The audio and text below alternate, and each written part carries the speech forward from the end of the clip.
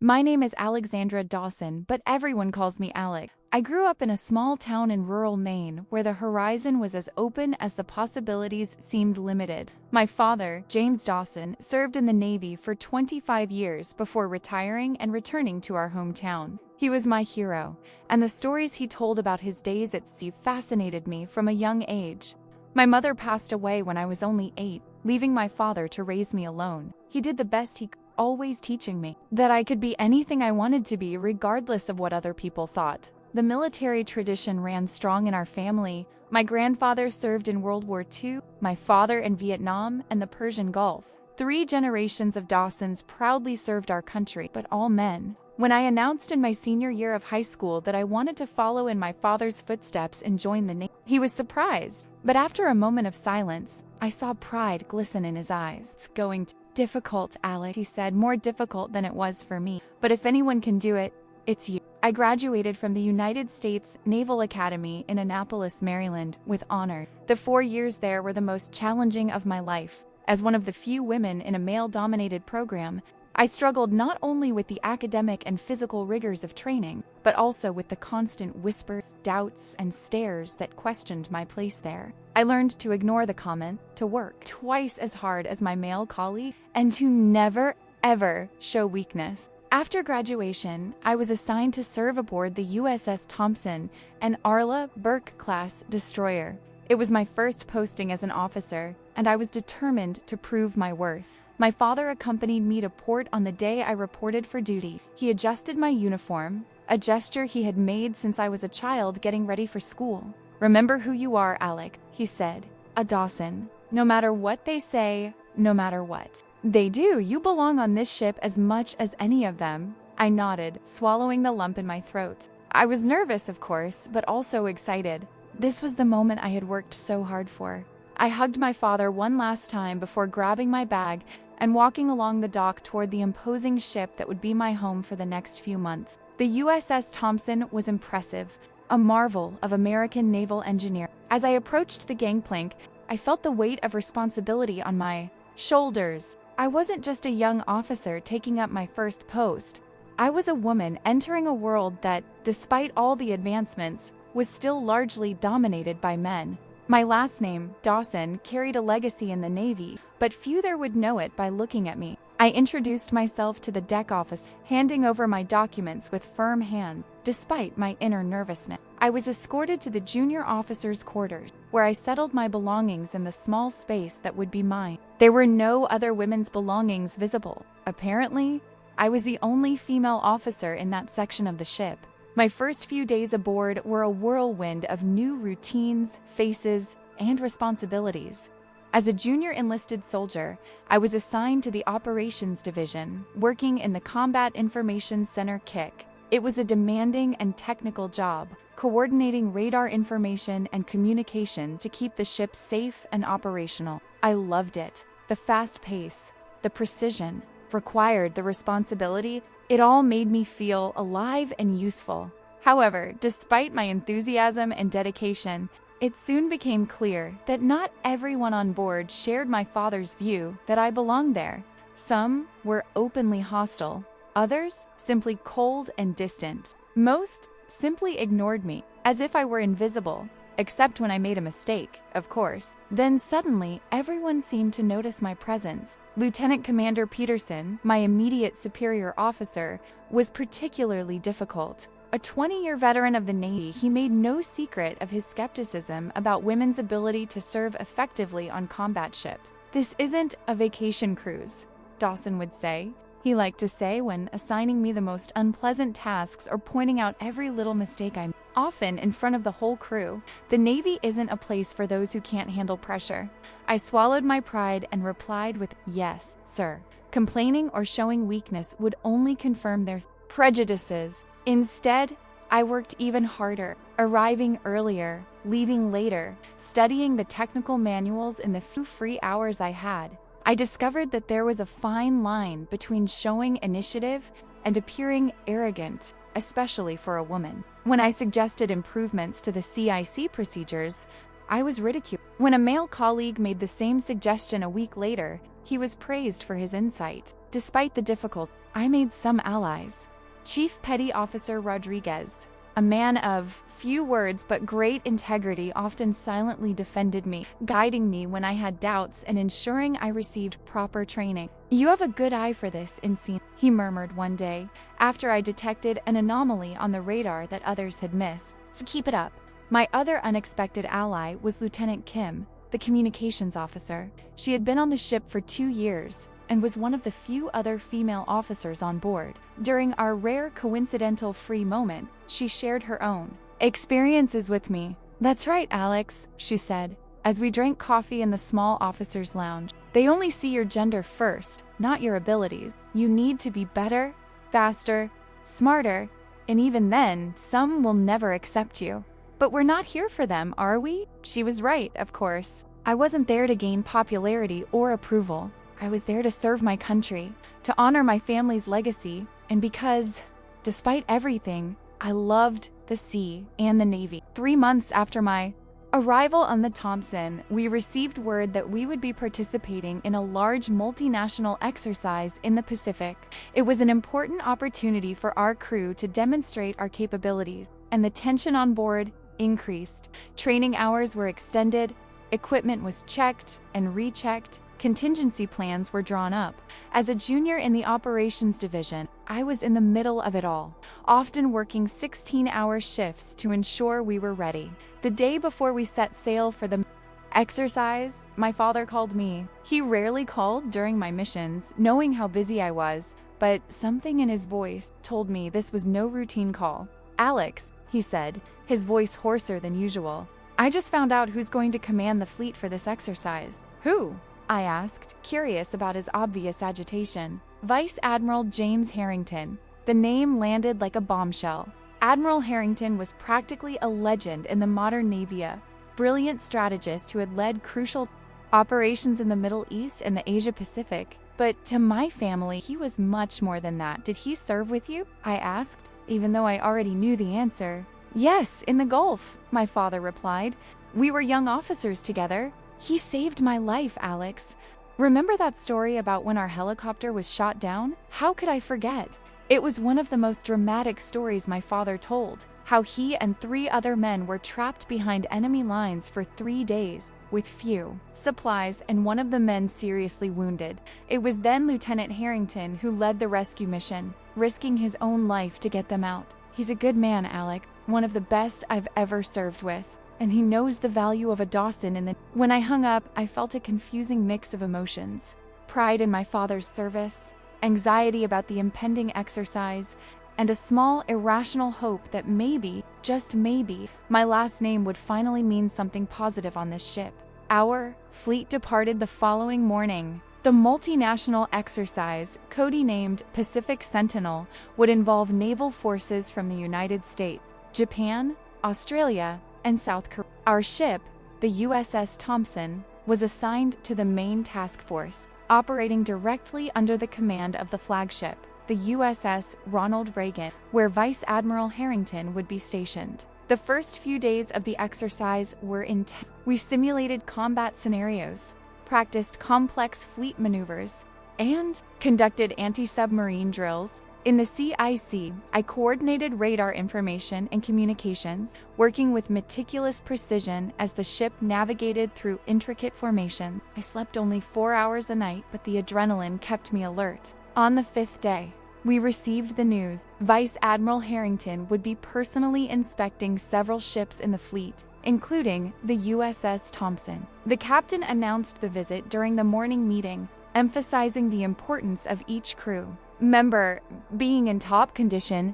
"This is no mere routine inspection," said Captain Palmer, his stern gaze sweeping over the assembled officers. "It is an opportunity to demonstrate to the Admiral and Naval Command that the Thompson is the best destroyer in the fleet. I expect perfection from each of you." Lieutenant Commander Peterson called me in after the meeting. "Teach Dawson," he said, barely concealing his displeasure. "You will be responsible for presenting the CIC radar systems during the Admiral's visit." I was surprised. This was a significant responsibility. "It would normally be given to a more experienced officer, sir?" I asked, unsure if I had heard correctly. You heard me, Encina. Consider this a ... test. The Admiral probably won't ask deep technical questions. He just wants to see that we have competent people operating the equipment. He paused, then added with a cold smile, besides, it's always good to show that we have diversity on board. I understood. Immediately. I was a prop. A demonstration that the ship was fulfilling its gender integration quota. It wasn't my technical skills that mattered, but my gender. Anger burned in my chest, but I maintained a neutral expression. Yes, sir. I'll be ready. I spent the next 2 days preparing obsessively. I studied every detail of the radar system, memorized statistics, reviewed emergency procedures, imagined every possible question the Admiral might ask, and prepared clear and concise answers. If I was to be a symbol, I would be a symbol of excellence. On the morning of the Admiral's visit, the USS Thompson was immaculate. The crew, in perfectly pressed uniforms, were positioned at their station. I was in the CIC, mentally reviewing my presentation while adjusting my uniform for the 5th time. Chief Petty Officer Rodriguez walked past me and murmured, "Relax, Encina. You know what you're doing." I nodded, grateful for the vote of confidence. Minutes later, we heard the announcement. Vice Admiral Harrington had arrived on board. The Admiral's entourage, led by Captain Palmer, arrived at the CIC about 20 minutes later. I stood at attention by my station, my heart pounding against my ribs. Vice Admiral Harrington was an imposing figure, tall, with gray hair and perfect posture. His sharp, observant eyes seemed to absorb everything around him. The captain introduced the senior officers, and then the group moved to my station. I noticed a few sly smiles among some of the officers, clearly expecting me to stumble over my words or make some technical mistake. "This is Encina Dawson, sir," said the captain. "She's going to present our radar system." I saluted.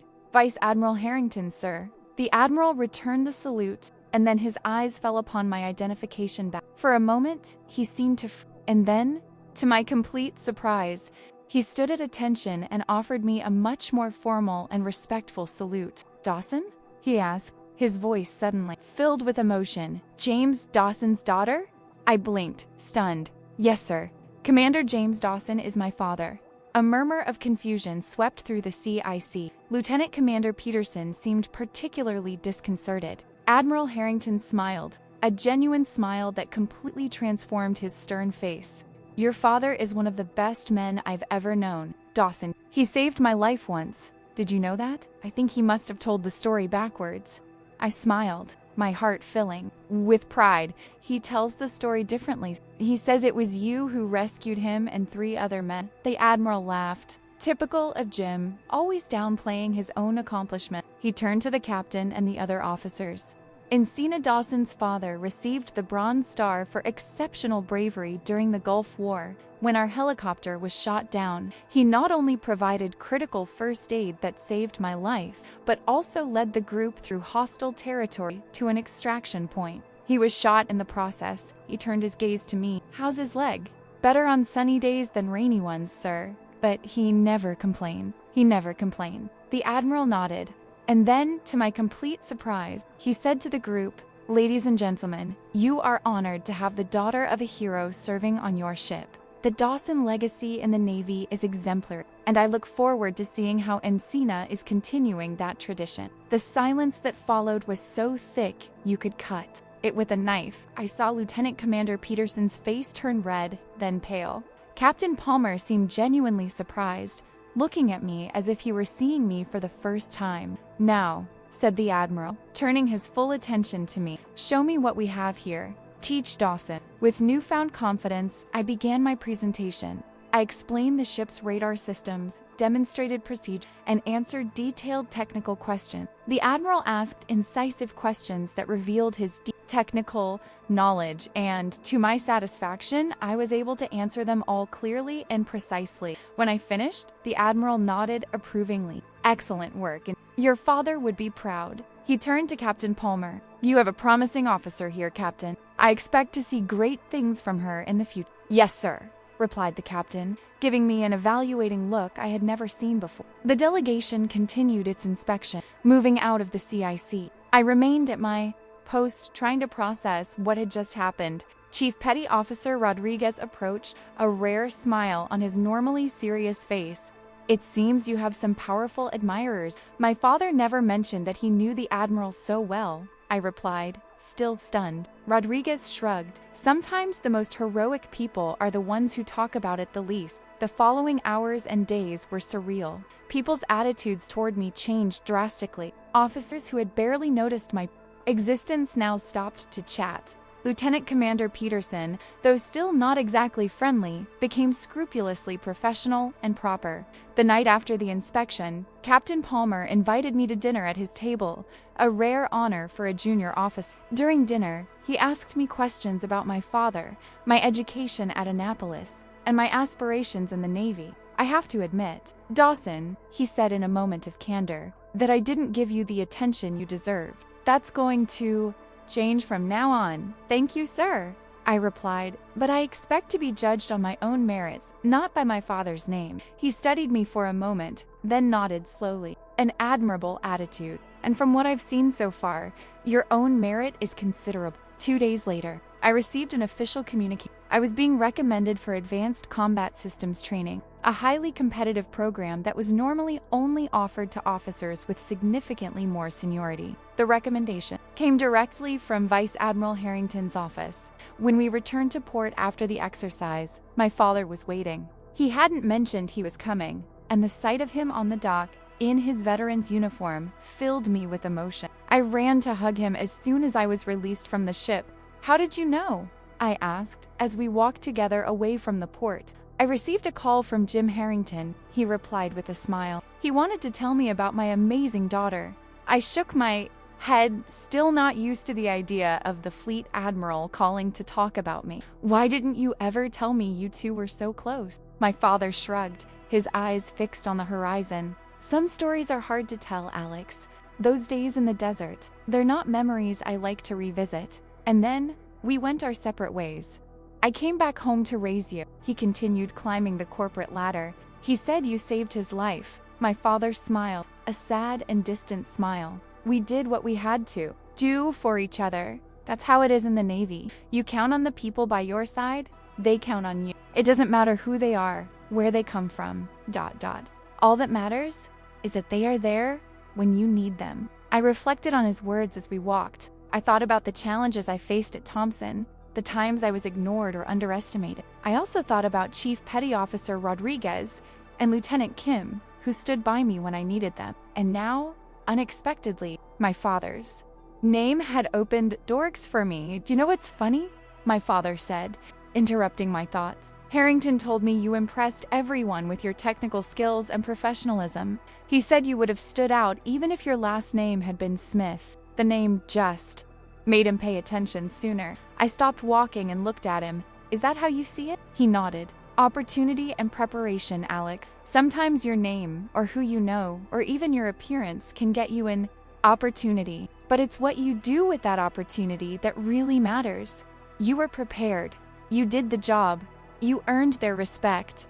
That evening, as we dined at a small seaside restaurant, my father told me more stories about his days in the Navy, some I'd never heard before. He spoke of the challenges he faced, the mistakes he made, the lessons he learned, and for the first time, he spoke of the women he served with, officers and sailors who had faced many of the same obstacles I was facing now. The Navy is changing, Alec, he said, slowly, sometimes painfully, but it's changing. People like you are making it happen, not just existing in these spaces, but proving day after day that you belong there. I returned to the USS Thompson with a new perspective. The ship felt different now, not just a challenging workplace, but a place where I could truly make a difference. In the months that followed, I worked harder than ever, not only to prove my worth, but to pave the way for other women who would come after me. The Advanced Combat Systems training was rigorous, but I thrived on the challenge. When I returned to the ship, I was promoted to Assistant Division Chief, working directly with Lieutenant Commander Peterson. To my surprise, I found that we could form an effective team when he focused on my abilities rather than his biases. Lieutenant Kim and I started an informal mentoring group for the younger female sailors on board, offering guidance and support. Captain Palmer, true to his word, became a champion of equal opportunity on the ship, ensuring that evaluations and promotions were based on merit, not bias. A year after that fateful day when Admiral Harrington read my name tag, I was promoted to Lieutenant Junior. At the small ceremony on board, Captain Palmer gave a speech I will never forget. Lieutenant Junior Dawson arrived on the ship carrying a name with a distinguished legacy in the United States Navy, he said, but she is leaving this stage of her career having created her own legacy, one of excellence, dedication, and courage. Her last name may have opened a door, but it was her character that transformed that opportunity into genuine respect. As he pinned the new insignia to my uniform, I thought of all the women who had paved the way before me, who had fought for their right to serve. I thought of the young female sailors who were watching me now, perhaps seeing in me an example that it was possible to overcome obstacles, succeed. Later that day, I received a package. Inside was a small box and a letter. The letter was from Vice Admiral Lieutenant Junior Dawson. He said, "Your father gave me this when we returned from that mission in the desert. He said it belonged to his father, who received it from his father before him. He insisted I keep it as a reminder that in the darkest moments, we can find light in the courage of others. Now, with his blessing, I am passing it on to you. Continue to honor the Dawson name, not only by maintaining its tradition, but by creating new ones." Inside the box was an old brass naval compass. Engraved on the lid was a simple motto, "True North, no matter the storm." Today, 5 years later, that compass sits on my desk aboard the USS Liberty, where I serve as a tactical officer. My path in the Navy has not been without challenges, but with each obstacle, each closed door, each disparaging comment, I remember that day at the CIC when the Admiral read my name and stood at attention. It wasn't just the power of my father's name that changed my trajectory that day. It was the intersection of opportunity and preparation, as my father said. It was the way I used that moment to show my worth, to prove that I belonged there not just because of my last name, but because of my competence, dedication, and courage. These moments occur continuously in our lives, small openings through which light can enter and illuminate new paths. The trick is to be prepared when they arrive, to be ready to transform a scornful laugh into a moment of recognition, a half-open door into a portal to new possibility. Recently, I was assigned as a liaison officer for a recruitment program focused on increasing diversity in the Navy. In one of those sessions, a young cadet asked me what it was like to be a woman in the Navy today. "It's challenging," I replied honestly. "There will be days when you have to work twice as hard to get half the recognition. There will be people who doubt you based solely on your gender, but there will also be allies in unexpected places, mentors who recognize your worth, and moments of triumph that will make up for all the struggles." She nodded, her eyes filled with determination. "How did you deal with it? With the laughter, the comments, the doubts?" I thought for a moment, remembering all those difficult times aboard the USS Thompson. The nights I cried silently in my bunk, exhausted and frustrated. The days I doubted my decision to pursue this. But I also remembered the small victories, the moments of connection, the growing respect I earned from my colleague. One day at a time, I finally replied, "You prove yourself through your action, your competence, your integrity, and always remember why you're here, not to gain approval, but to serve something greater than yourself." The young woman smiled, and I saw in her the same fire, the same determination that had propelled me through all obstacles. As we talked, I noticed an older man watching from afar. When our conversation ended, he approached. "Lieutenant Dawson," he said, saluting. "I don't know if you remember me, Lieutenant Commander Peterson. I served with you on the Thompson." I saluted in return, surprised to see him. He had changed, more gray at the temples, deeper lines around his eyes. "Of course I remember, sir. How are you?" "Well," he replied, looking a little uncomfortable. "I heard you were going to be here. Today, I wanted to say something I should have said a long time ago.